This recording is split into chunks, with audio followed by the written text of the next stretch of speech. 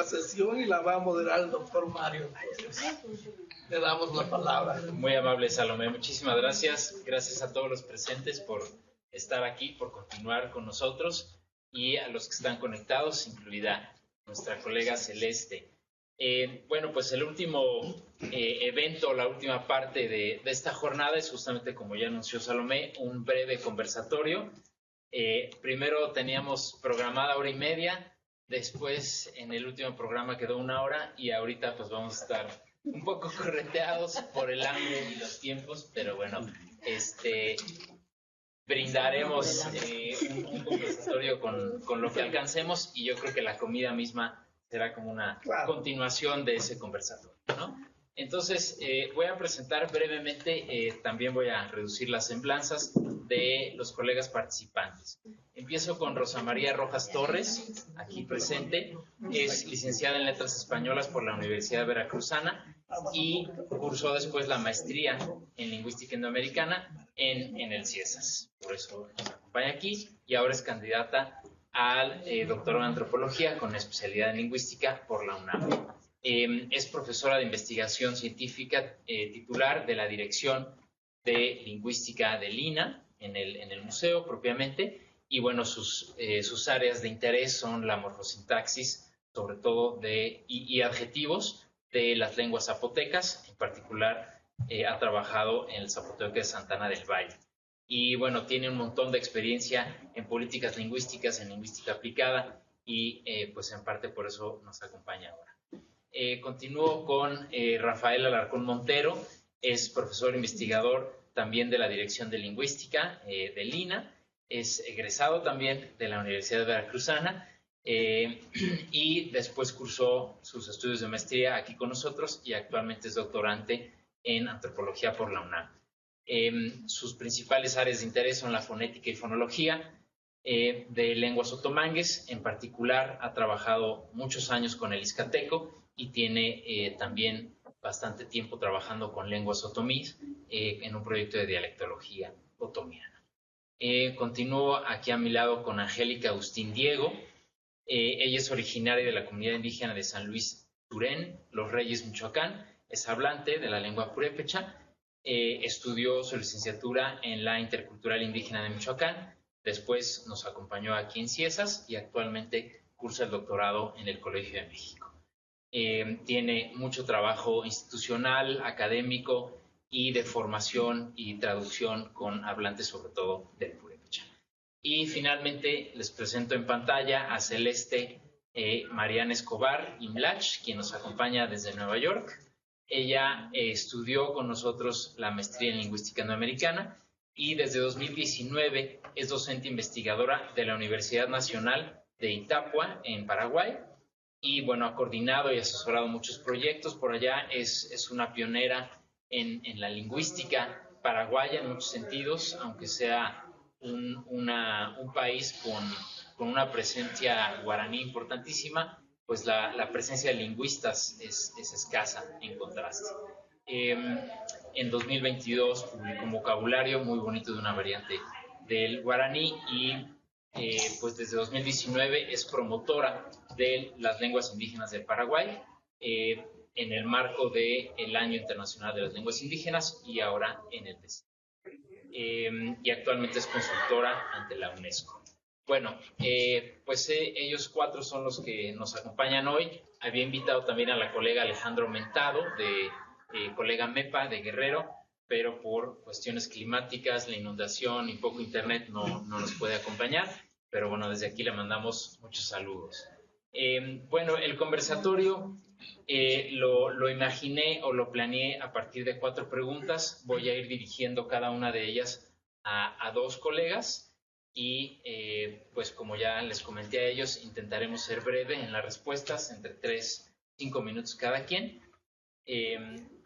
Y bueno, o sea, tenemos un montón de egresados, como ya mencionó Salomé hace rato, 165. Era muy difícil escoger a quién participar en el conversatorio. Y pues bueno, la idea que me llevó a esto fue tener un poco dos generaciones, por así decirlo. Como ustedes saben, en 1991 comenzó nuestra maestría. la primera generación. Nuestro coordinador es de la segunda, si no me equivoco. La primera. La primera. Es el fundador de la maestría. Salió bien el experimento. Aquí seguimos. Roches de la tercera, ¿no? Del 95, Rafa le siguió en el 97, entonces, bueno, pues esa es una 99, pero empezaste en 97, ¿no? 99. Ah, ok, bueno, un poquito después. Entonces estamos hablando de los 90, ¿no? Como una primera etapa, o la primera década de la maestría, ¿no? Y después quise invitar a colegas que han estado en la tercera década, por así decirlo, de la maestría, como son Angélica y Celeste, a ver si ahí no me equivoco, Angélica del 2013 y Celeste del 2015. Entonces, bueno, con esas diferencias de perspectivas, quisiera empezar con Angélica aquí presente y cuando ella termine, seguirías tú con la misma pregunta, Celeste. Quisiera que nos platiquen en qué fortaleció su formación la maestría en lingüística andoamericana, es decir, un antes y después de los estudios de posgrado aquí en CIESAS para ustedes. Bueno, pues buenas tardes a todos, muchas gracias por la invitación, siempre es grato regresar justo donde empezó el tema de la lingüística para mí, por lo menos, pues bueno, justo revisando un poco las preguntas y pensando en qué fortaleció pues la MLI, creo que fue el espacio donde se abrió para mí una ventana en el estudio de las lenguas, en realidad, y conocer mi propia lengua. Yo me acuerdo perfectamente que incluso el día de la entrevista me preguntaban por qué quería entrar a la maestría y les decía, quiero conocer mi lengua. Hay muchos espacios, muchos eventos que por ser de una intercultural, por ser hablante, te invitan, pues te jalan a muchos proyectos y cosas, pero la primera pregunta que te hacen es, ¿qué tipo de lengua es el purépecha? Te quedas así ¿de qué me estás hablando? ¿No? Así de qué... A ver, no sabía que había otro tipo de lenguas, ¿no? Entonces, justo una de las primeras cosas, las que me trajo a la maestría fue eso, conocer mi propia lengua, porque es algo que pues no hacemos, que no se hace todos los días, y menos en los espacios en la que pues de la mayoría venimos, pues en una institución pública, rural o de las comunidades donde venimos, difícilmente vas a poder conocer, o difícilmente te hablan justo de que existen otras lenguas con otras características distintas, con otros procesos distintos. Y entonces lo que a mí me obligó a llegar aquí fue intentar formar intérpretes y traductores en lenguas indígenas, pero no poder explicarles justo cuándo decir sí y cuándo decir no a una interpretación o a una traducción por temas de inteligibilidad, de comprensión, de varias de las características, ni yo misma lo entendía.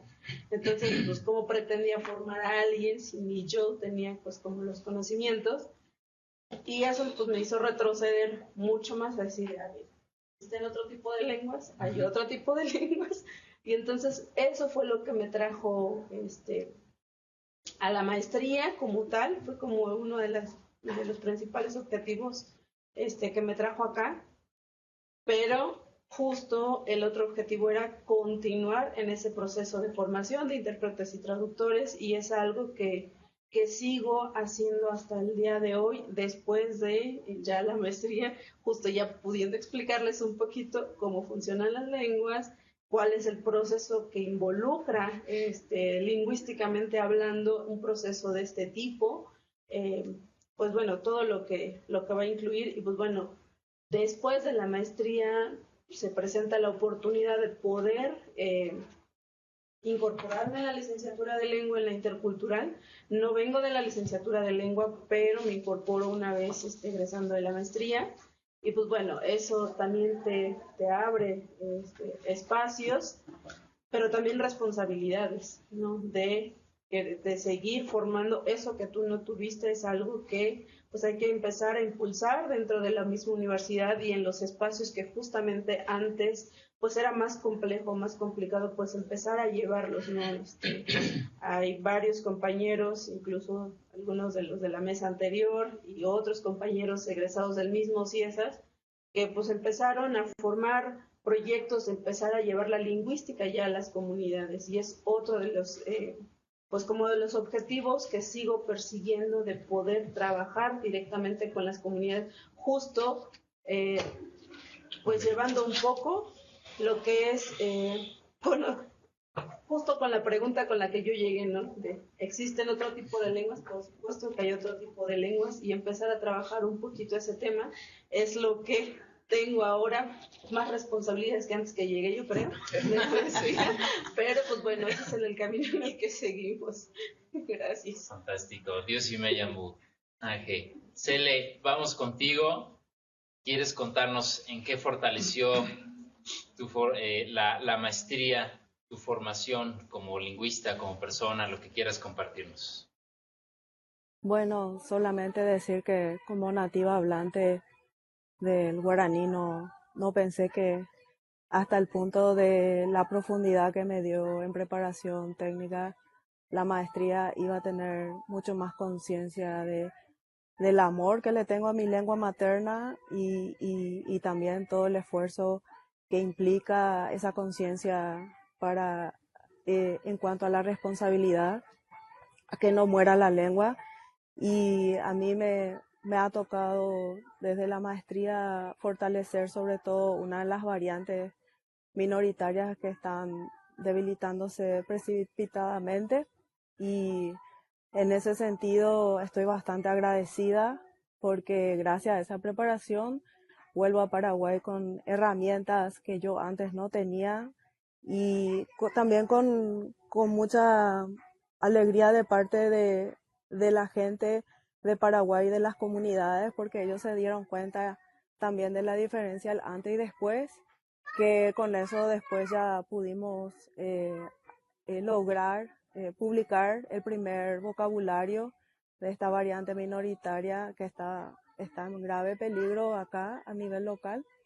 Y a partir de esa publicación fue un boom, un boom a partir del 2019, que me apoya la Universidad Nacional de Itapúa para coordinar el proyecto de documentación y también del trabajo investigativo con las comunidades.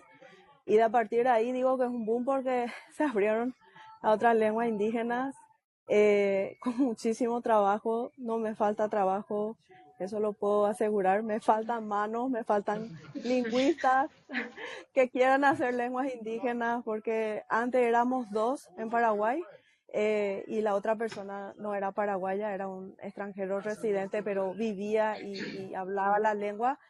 Y en ese sentido yo me sentía apoyada. La otra mitad de mi país estaba más o menos cubierta por ese lingüista y la otra mitad era yo. Y hace como 2 meses él se murió y me quedé yo sola. Y dije, ay no, muchísimo más trabajo, porque ahora ya no solamente me toca cubrir y coordinar proyectos de documentación y revitalización del lado de Tupí Guaraní, que son siete variantes que tenemos acá, sino ahora ya me expando hasta la zona de otras familias lingüísticas. Ahora mismo estoy coordinando otras 2 lenguas de otras 2 familias diferentes, una el ayoreo de la familia Samuco. El año pasado hice un trabajo con el Ishir, que es una lengua emparentada, y este año sigo con la lengua Macá de la familia Mataguaya. Entonces, en simultáneo, sigo llevando el Pain, que es mi lengua base siempre, el Pain Tahuitera Guaraní, y a la par estoy llevando el Macá de la Mataguaya y el ayoreo del Samuco, y tengo que dividirme en 20 pedazos mi cuerpo porque el campo es un poco desafiante. Por eso mismo diseñamos estos 2 últimos años en la universidad que estoy un programa de documentación con nativos hablantes, con la idea de que ya no solamente la gente colaboradora que está en estos proyectos puntuales conmigo tengan las capacidades técnicas para documentar su lengua, sino abrir un programa acá a nivel local e invitar lingüistas de afuera, a compañeros del CIESA que son parte ya de la base de este programa y también de la región Mercosur de Argentina y Brasil y de Rusia y Italia. Estamos tratando de encontrar todos los lingüistas que estén trabajando, familias emparentadas con la lingüística del indoamericana de Paraguay o que tenga experiencia. Y bueno, estamos en eso Un y minutito. nada. El año pasado surgió el llamado de la UNESCO porque Paraguay era uno de los países que menos representatividad tenía en cuanto a la salvaguardia de su patrimonio cultural en la UNESCO. Y me llamaron para encabezar esta consultoría. Ahora estamos en la etapa final y en esta consultoría se incluyeron 6 lenguas indígenas, 3 familias lingüísticas y es un tremendo trabajo, pero muy enriquecedor. Y bueno, gracias Ciesas, gracias a mis colegas nativos hablantes y a todos los profes quienes me acompañaron, porque esto yo no podría encabezar ni asesorar ni representar a las lenguas indígenas del Paraguay si no fuera por la preparación que me dieron ustedes. Muchas gracias. Ahuillevete. Muchas gracias, Ele. Bueno, ya entraste un poco en lo que es la segunda pregunta. Le voy a dar ahora la palabra a Rochi y después, si quieres complementar con lo que has hecho, Cele, te devolvemos el micrófono. Lo que les pedí a los colegas es que pensaran a partir de la maestría, no que pensaran, que nos platiquen, a partir de la maestría, qué proyectos han realizado y, bueno, pues justo creo que Rochi tiene un largo CV al respecto. Obviamente 5 minutos no serán suficientes, pero lo que gusta es compartirnos, Rochi, adelante y luego volvemos contigo, Cele. Y bueno, pues yo lo que puedo compartir, ¿qué tal? Bueno, en principio me da muchísimo gusto estar aquí. Yo quiero mucho la maestría y digo, no conocí el doctorado, pero soy una de las pocas egresados, unos pocos egresados que no soy hablante de una lengua originaria. Yo soy nativo hablante del español, pero ingresé a Ciesas cuando todavía aceptaban no hablantes. Y pues eso qué bueno, porque me dio un amplio conocimiento sobre la situación de las lenguas en México, sobre el funcionamiento de las lenguas y sobre todo me dio la oportunidad de trabajar con el zapoteco, ¿no? Y bueno, he trabajado con más de una variante, entonces los proyectos en los que he estado pues empiezan desde el egreso de la maestría con un proyecto de investigación que tenía Ernesto Díaz Cuder, que era de políticas lingüísticas, pero que tenía que ver con normalización lingüística. Entonces, pues yo hice un proyecto para titularme sobre una comparativa de los morfemas de persona y de aspecto, bueno, sobre todo de persona, entre diversas comunidades del Valle de Oaxaca, lo que me abrió un panorama enorme sobre el estudio del zapoteco del Valle. Entonces, bueno, ese fue el primer proyecto, por eso es conveniente que los nuevos ingresos a la maestría pues estén viendo ahí en qué proyecto pueden participar junto con sus profesores trabajando sus propias lenguas. Yo creo que otros proyectos después de eso pues fue evidentemente la docencia, que la formación de lingüistas en la Escuela Nacional de Antropología, que es algo que a mí me enriqueció muchísimo y me actualizaba cada vez que daba una materia. Y me enriquecía, ¿no? Siempre es enriquecedor tener estudiantes interesados en el tema que tú estás trabajando. Entonces, bueno, la docencia también es una parte del proyecto, una especie de proyecto de investigación. Otros más, pues fueron entrando a Lina, yo empecé a trabajar con un proyecto de formación de palabras. Con ese proyecto entré a Lina como investigadora y después del proyecto de formación de palabras, bueno, a la par del proyecto de formación de palabras siempre me vinculé en la comunidad donde trabajaba, Santana del Valle, Oaxaca, con actividades de promoción de la lengua, enseñanza, talleres con la gente de la población para crear alfabeto para la población, porque ellos no usaban un alfabeto unificado o hecho para la variante, Entonces me vinculé con ellos para hacer talleres y para hacer otro tipo de actividades en pro de la difusión y del fomento del uso de la lengua. Después de eso, pues el proyecto en el que me involucré fue un proyecto de estudios sobre adjetivos para entrar al doctorado de la maestría. Y de allí en adelante, pues eso me llevó, después, junto con la vinculación con trabajos con la comunidad, pues me dio la ventaja de poder estar en el INALI como directora de investigación, donde participé en muchísimas actividades. Pude gestionar y apoyar diversos proyectos con diversas lenguas, entre ellos uno que considero muy importante, que fue el proyecto de documentación de lenguas.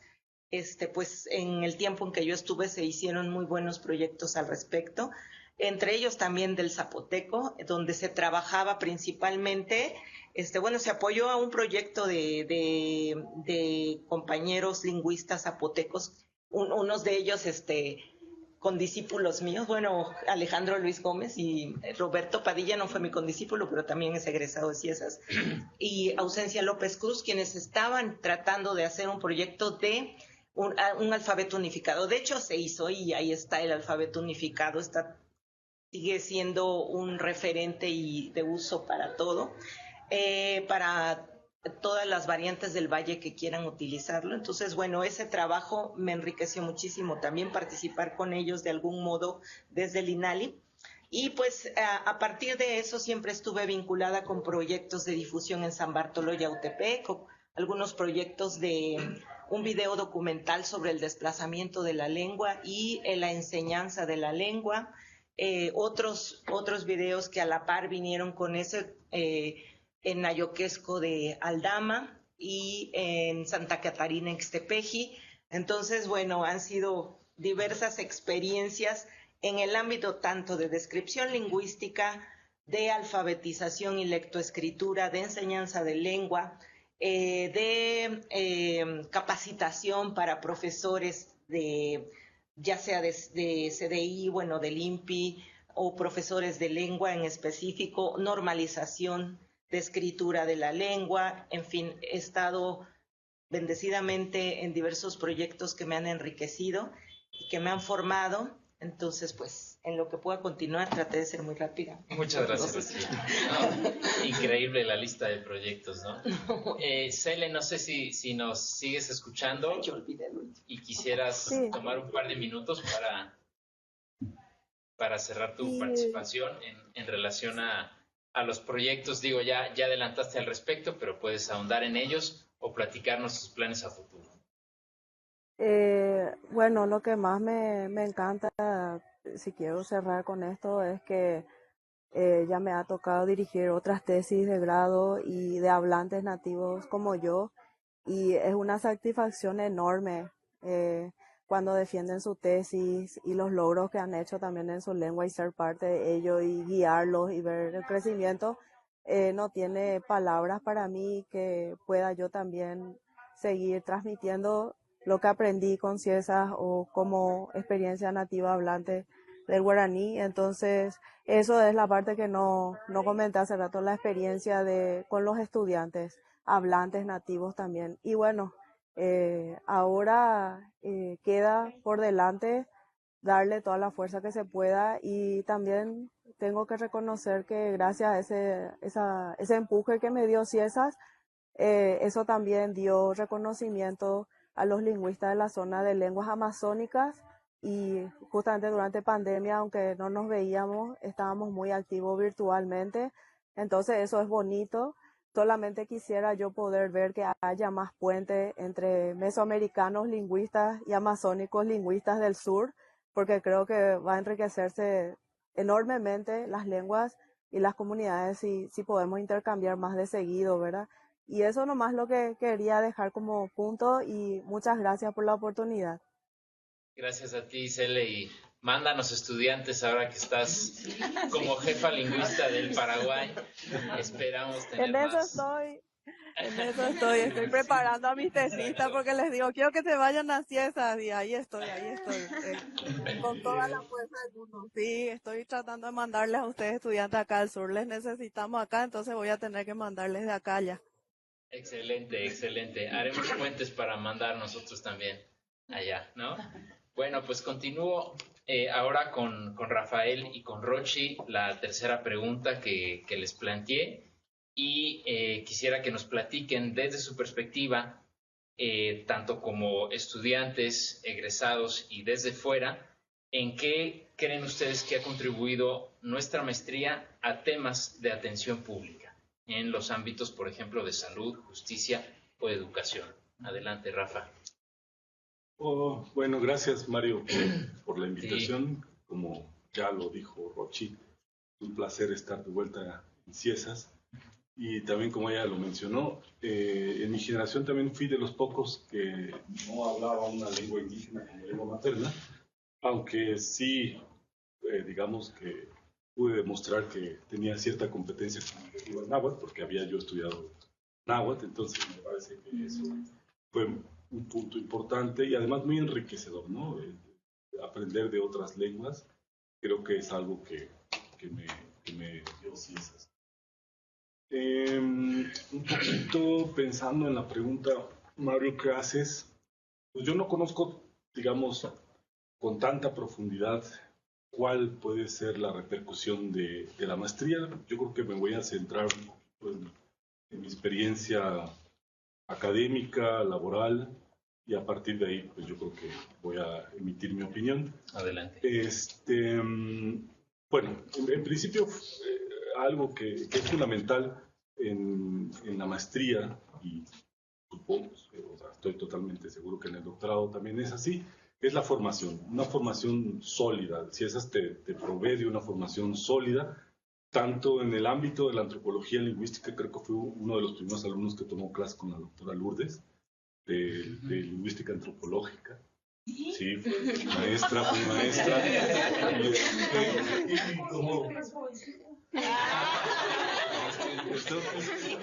Digamos que en ese sentido tienes una formación bastante sólida en el ámbito de la parte lingüística antropológica y también en la parte descriptiva. Entonces, a partir de esos conocimientos tú puedes tener una buena injerencia en ciertos aspectos. En lo particular, yo me ubico más en la parte educativa, porque he podido formar a otros lingüistas dando clases en la ENA, en la Escuela Nacional de Antropología e Historia, en la licenciatura de Lingüística, y actualmente he podido llevar estos conocimientos de lingüística descriptiva y antropológica también a talleres comunitarios. En la actualidad he trabajado muy de cerca con la comunidad de Ixtenco, Tlaxcala, con el otomí que se habla en esa comunidad está en peligro de extinción. Yo creo que no quedan más de 10 hablantes fluidos. Hay muchos adultos de 60 años que tienen un conocimiento pasivo de la lengua, pero no tienen no tienen una fluidez importante en esta variante del otomí. Para mí, esa variante del otomí la considero una lengua, no una variante más del otomí. Entonces, me parece fundamental poder tener ese tipo de vínculo comunitario, y en ese sentido hemos podido trabajar de manera comunitaria. Hemos podido generar materiales educativos que en principio pensábamos que iban a estar dirigidos a niños, pero lo sorprendente en esta comunidad es que los adultos tienen mucho interés en aprender, en recuperar la lengua.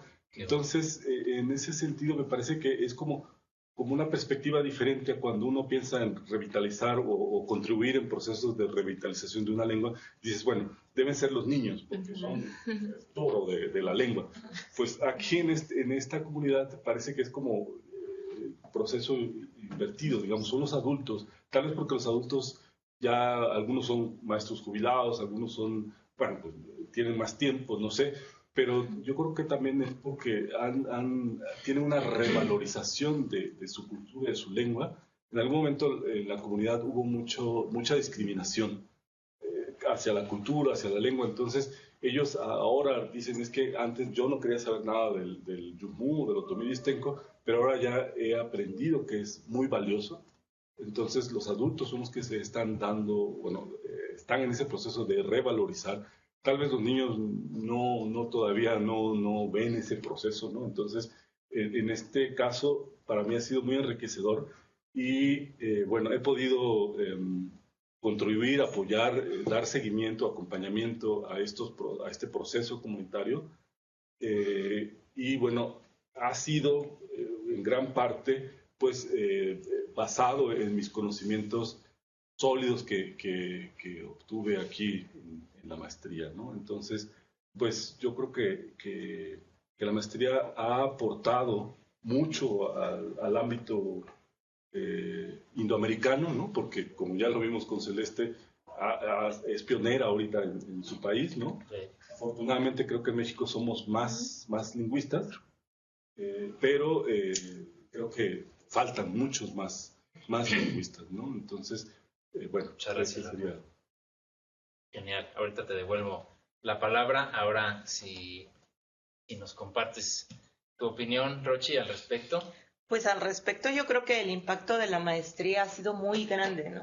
Un impacto enorme, tanto que es la maestría en lingüística indoamericana y el doctorado que ha surtido, ¿no?, de trabajadores el INALI, ¿no? Por ejemplo. En el INALI, pues gracias a que tiene justamente la perspectiva del trabajo con las lenguas indígenas, pues ha tenido también la fortuna de tener egresados de estos posgrados para cubrir puestos en la función pública.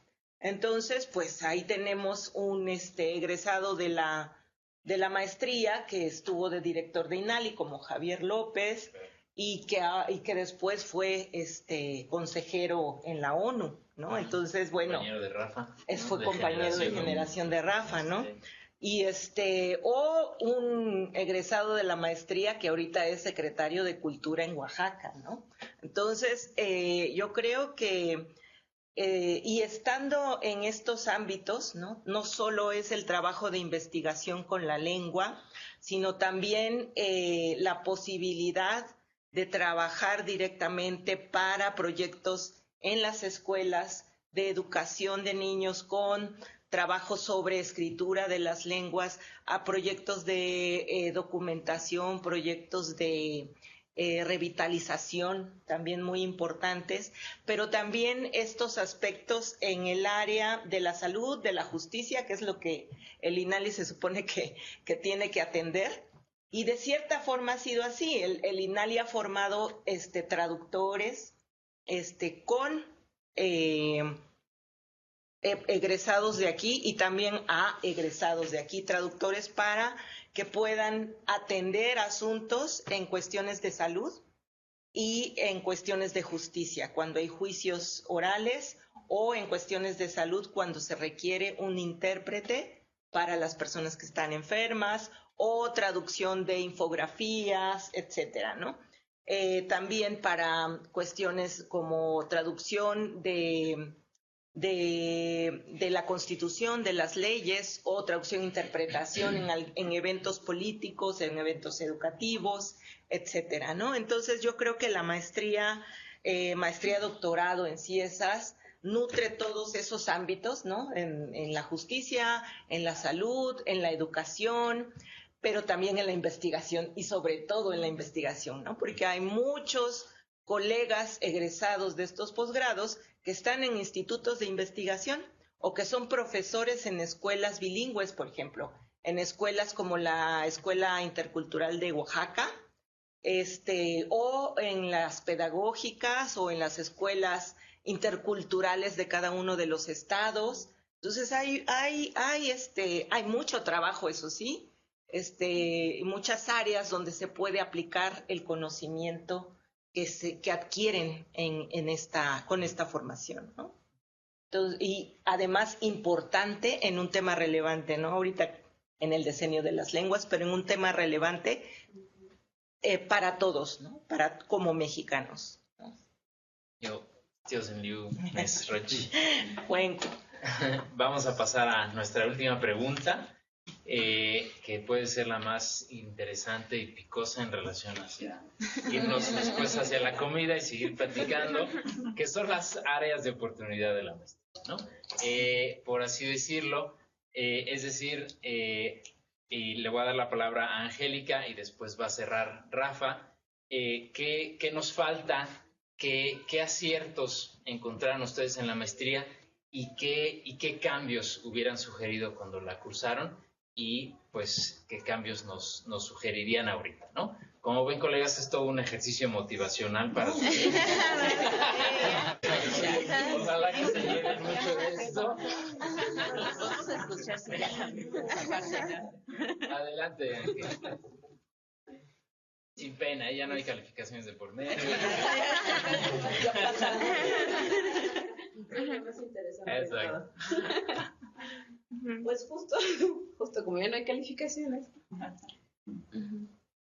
Y ahorita justo escuchando de todo el trabajo que se ha hecho o que se está haciendo y que pues la maestría en realidad ha tenido un gran impacto, sobre todo en centros de investigación, en la comunidad educativa, en muchas universidades y esto. Creo que nos sigue faltando, y digo nos porque pues, nosotros somos parte de todo esto. Nos sigue faltando todavía ese trabajo en la comunidad. Si bien es cierto que todo, pues lo que alimenta a la maestría en sí es pues la lengua que se habla en las comunidades, creo que todavía tenemos una gran deuda con las comunidades porque hay mucho por hacer con ellos. Justo lo que les decía, ¿no? Muchos de nosotros venimos y conocimos la maestría porque nos vimos obligados o porque alguien nos invitó, porque a alguien más le interesaba o porque, no sé. Pero una presencia específica de un programa de este tipo en una comunidad, pues todavía le falta. Todavía le falta llegar a esos espacios en donde, y ahora sí, aprovechando que hasta CONACYT nos está pidiendo, ahora sí esa vinculación comunitaria, la retribución social, pues bueno, creo que ese es un buen momento y un buen espacio para proponer algo justo de qué es lo que estamos haciendo nosotros como investigadores, como estudiantes, como lo que ustedes quieran, todos los que estamos involucrados ya en un proceso de este tipo, qué es lo que estamos haciendo para que en la comunidad realmente se vea reflejado lo que luego venimos a exponer acá, ¿no? Muchas veces decimos, pues la comunidad se está revitalizando. Hace ratito escuchaba a Lucero,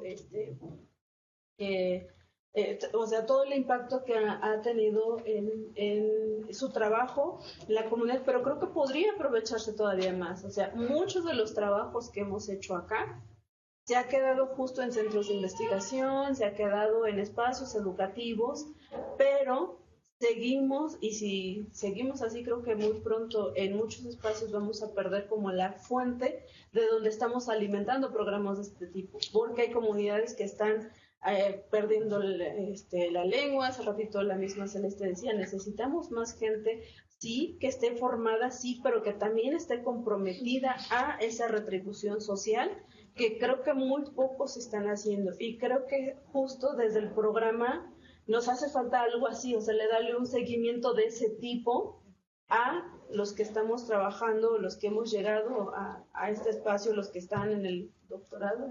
Se les aventó una bolita.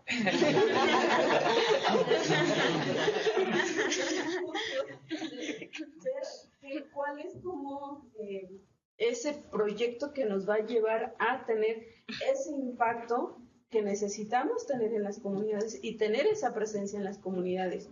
Porque vuelvo, creo que a lo mismo, si preguntamos quién es CIESAS en el ámbito académico todo el mundo lo va a tener acá y todo el mundo pues reconoce a CIESAS. Pero si llegamos a una comunidad, vengo del CIESAS, quiero ver, no sé, incluso ¿qué es eso? Creo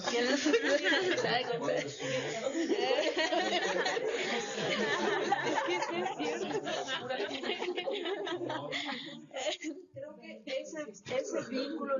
falta, ¿no? Los estudiantes que llegamos, pues sí tenemos por la parte de la comunidad, las instituciones están aportando, pero nos hace falta ese puente, ese vínculo que nos haga realmente tener el impacto que quisiéramos tener, porque pues sí sí se están formando investigadores y esto, pero creo que todavía hay otro pasito que nos hace falta que tiene que ver con el tema de la vinculación y el tema de la retribución social. Ya, antes de que no me dejen entrar. No, al contrario. Gracias, Ángel, Dios me llamó. Siempre es un gusto oír tu voz crítica y comprometida. Rafa, te pasamos el micrófono para seguir en esta línea. Sí, es una pregunta muy interesante y ahorita estaba escuchando a la compañera. Bueno, voy a contar un poco mi experiencia en Ciesas.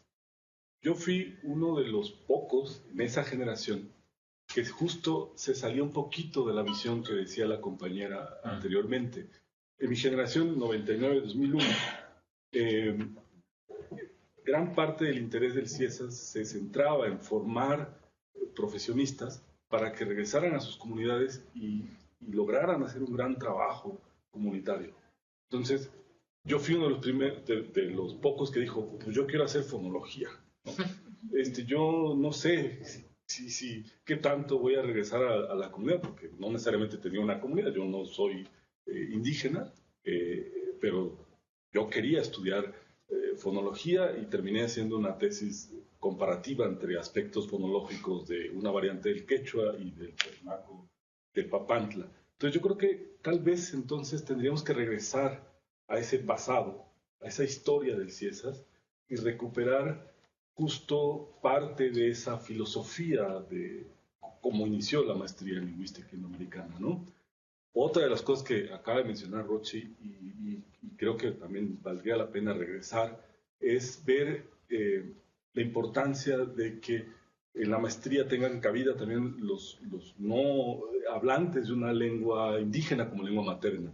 En mi caso, como ya lo mencioné, pues yo sabía algo de náhuatl, entonces pues por ahí me pude colar al Ciesas. Seguro Rochi sabía todo el Quijote en náhuatl, por eso pudo entrar al Ciesas, pero también estudió náhuatl. Entonces, ese pasado, o sea, regresar a ese pasado, ver cómo era la filosofía de la maestría puede ayudar porque yo no creo que esté desfasada la maestría de la vinculación comunitaria, ¿no? Sino, como ya lo dije, yo fui de esos que dijo, no, yo no quiero vincularme porque ni siquiera sé cómo vincularme con una comunidad. Yo quiero hacer fonología, quiero hacer teoría y descenso vocálico y rasgos y geometría de rasgos. Y bueno, encontré a Esther Herrera que fue muy motivante en ese sentido, ¿no? ¿Qué estás haciendo ahorita? Y que sigo haciendo ahorita, fonología.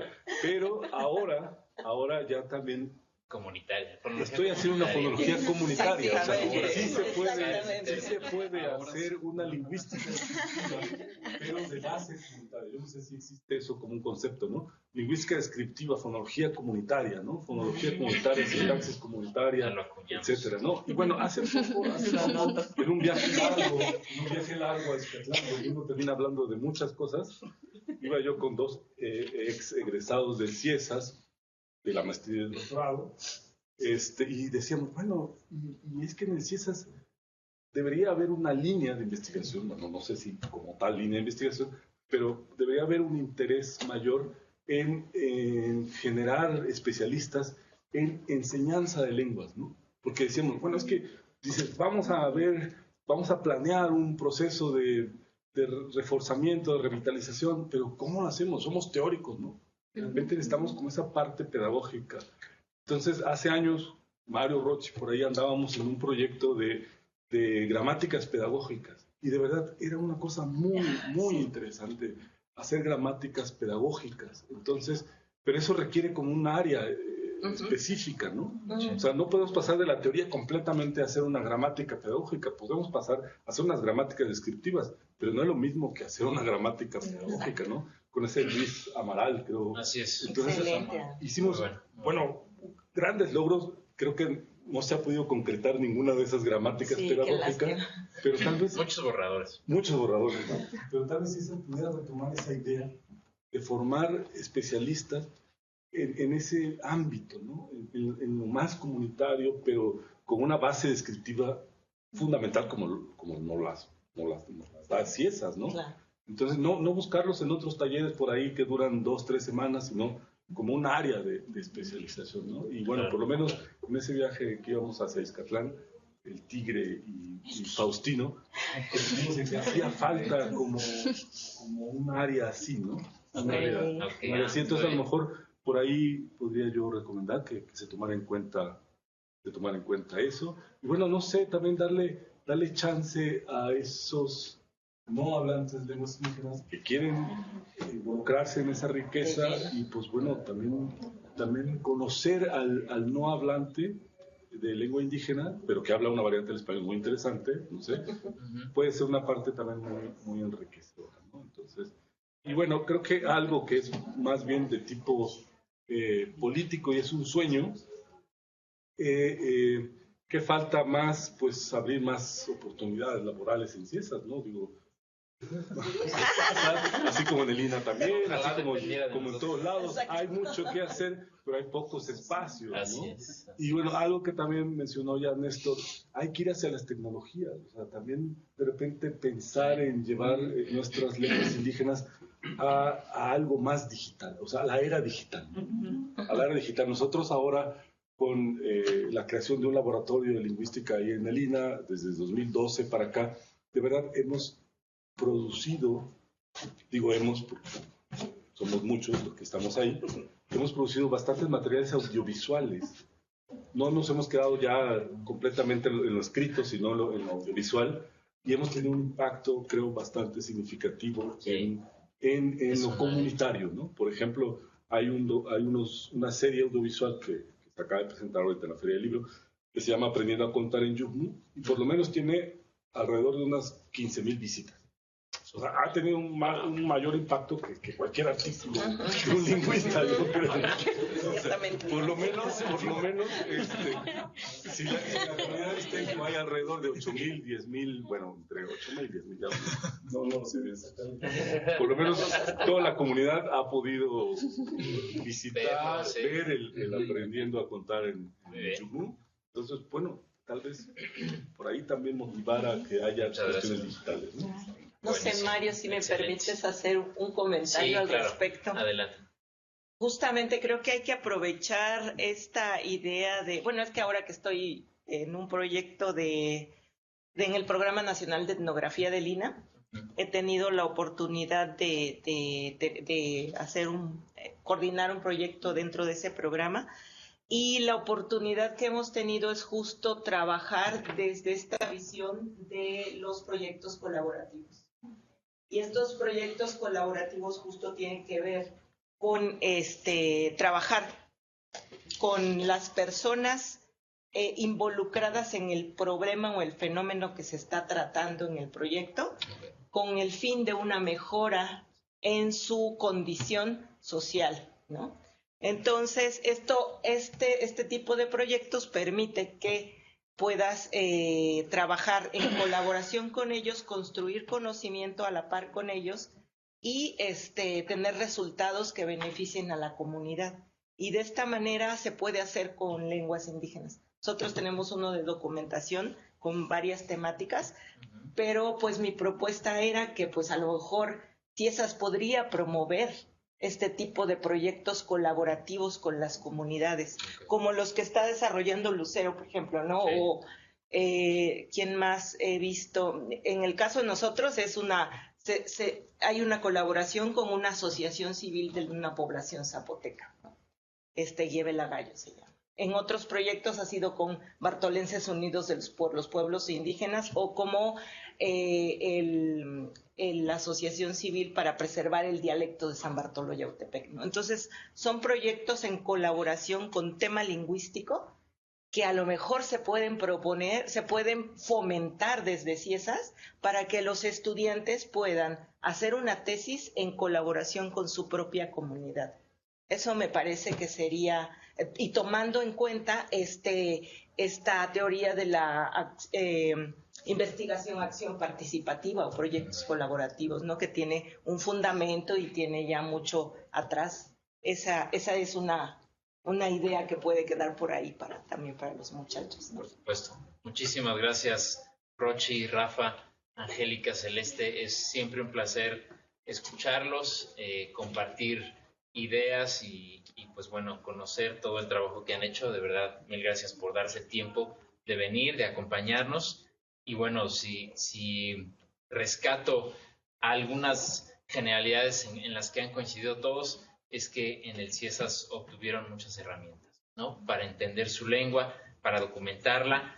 Yo diría tal vez que los saturamos de herramientas, ¿no? A veces, pero bueno, esas herramientas sin duda, más o menos aprovechadas en diferentes áreas, pues creo que se vuelven muy productivas, ¿no? Creo que ustedes, colegas, están viendo ejemplos de egresados con una diversidad de proyectos y aplicaciones que, bueno, ojalá los motiven a seguir en esto, a terminar, a motivarse en los desvelos y en los días donde el cansancio es más duro, y que siempre tengan en cuenta que todo esto es finalmente para el mantenimiento y revitalización de las lenguas originarias de México. Entonces, si ya acuñamos el término de fonología comunitaria, pues expandámoslo a seguir haciendo lingüística comunitaria.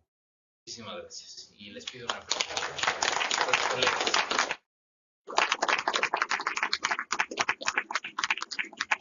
Le doy la palabra a Salomé para cerrar la jornada.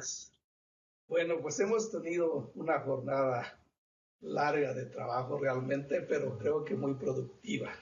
Empezamos hablando de qué es la maestría y cuáles son las líneas que actualmente tiene este posgrado, lo cual pues es una cosa que muestra el avance mismo que se ha tenido y como pues ya se comentaba ahorita, creo que lo importante es seguir fortaleciendo y mantener este posgrado en el nivel que tiene, ¿no?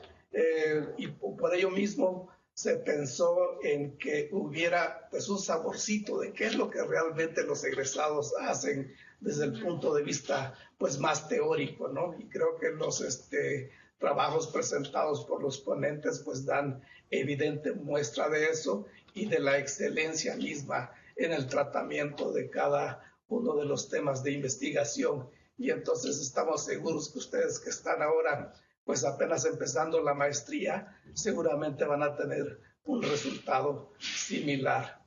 Después de todo eso, bueno, la siguiente, y Lucero por supuesto nos dio la muestra de todo lo que está haciendo, pues es maravilloso ver su trabajo, ¿no? Al final de esta sesión, pues ya hicimos el conversatorio y yo ahí agradezco mucho el criterio que utilizó Mario para poder elegir a los invitados para el conversatorio, porque creo que me da a mí la oportunidad de comentarles que realmente en el posgrado en lingüística indoamericana, y hablo en este caso de la misma maestría y del doctorado, la puerta a los que no tienen, pues como nosotros, de haber nacido ya en una comunidad en donde se habla una lengua indígena, no es realmente un impedimento para estar presentes aquí. Y prueba creo que de ellos pues son los dos colegas, porque lo que nosotros necesitamos tratar y bueno, una cosa que sí se sigue pidiendo y que me parece a mí realmente muy importante es que los que no nacen hablando una lengua indígena pues tengan como ese interés, ¿verdad?, en aprender una lengua, y ellos lo han hecho, ¿no? Inclusive Lulú tuvo una estudiante que ¿cómo se llama? La que hablaba tzotzil. Mariana, ¿no?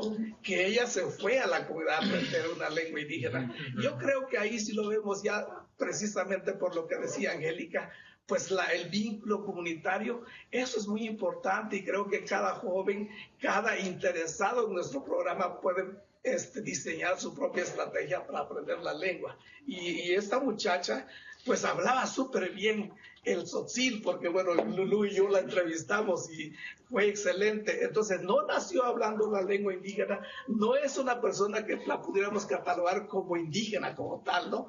Pero yo creo que el hecho mismo de que hablaba el tzotzil, pues le dio toda la oportunidad de formarse en ese posgrado, y queremos seguirlo haciendo así porque nuestro interés también es que el posgrado sirva como un espacio de interés para la revitalización de las lenguas mexicanas, ¿no? Entonces, si el hispanohablante llega hablando una lengua, pues creo que es una parte en la que el programa está cumpliendo con precisamente fomentar espacios de fortalecimiento y de revitalización de una lengua, y hay que verlo de esa manera, y creo que es una fortaleza que tiene este posgrado. Yo también pienso que el posgrado puede seguir avanzando, pues tenemos que tener nuevas líneas, pero como ya lo decían por ahí ustedes mismos, el asunto no está en nuestras manos, porque bueno, pues ahí nos metemos en cuestiones también de otras cosas que realmente nos rebasan. Pero sí decirles que hasta el día de hoy el posgrado en lingüística indoamericana tiene 10 profesores especialistas en los diversos temas de la lingüística indoamericana, y además tiene una fortaleza que me gustaría decirlo a manera de cierre, que este posgrado es realmente un posgrado interciesas.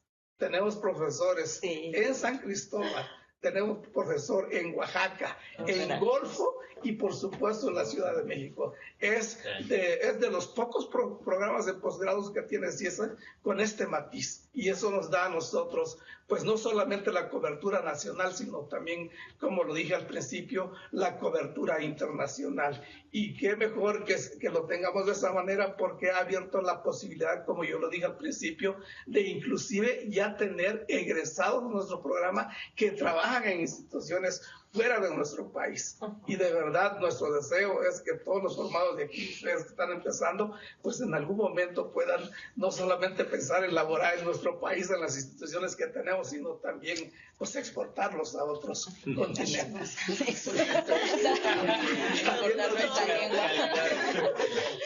Habiendo dicho eso, pues agradecerles a todos su presencia, y bueno, pues una cordial invitación para que nos acompañen la próxima semana, el viernes. Vamos a hablar específicamente de lo que estamos haciendo en el doctorado en lingüística indoamericana. Pues buenas tardes a todos, y pues estamos invitados ahora al...